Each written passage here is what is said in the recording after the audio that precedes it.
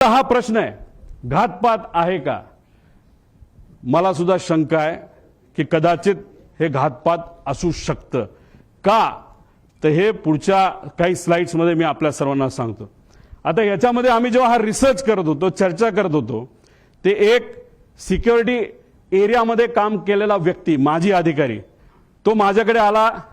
त्याने मला सांगितलं, तुला इस्रायल माहिती आहे का? मी म्हणलं माहिती आहे. तुला मग मोसाद माहिती आहे का? म्हणलं माहिती आहे.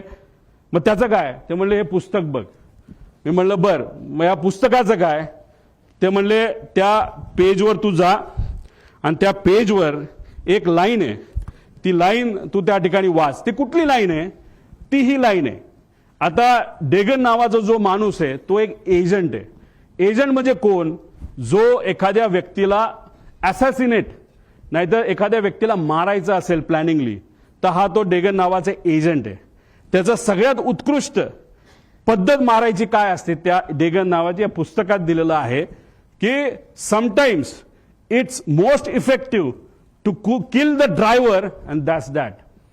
त्याचा अर्थ की एखाद्या व्यक्तीला आपल्याला जर मारायचं असेल तर सगळ्यात सोपा मार्ग कुठला असेल, तर त्या व्यक्तीचा जो चालक आहे त्याला जर आपण मारलं तर विषय संपला.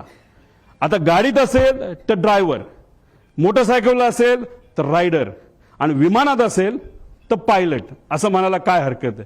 पुढं आता घातपात, आता ही राज्यभरात चर्चा आहे.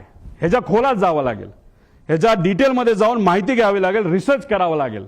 पण माझा काका गेलाय, आमचा दादा गेलाय, महाराष्ट्राचा एक फार मोठा नेता गेलेला आहे. तर ही घटना लाईटली घेऊन चालणार नाही. एखादी गोष्ट इकडे तिकडे झाली, आपण इकडे गेलो तिकडे गेलो, कुणी काय केलं, ह्याली काय होणार नाही. आम्हाला जोपर्यंत ह्याची उत्तरं मिळत नाही तोपर्यंत आम्ही शांत बसणार नाही.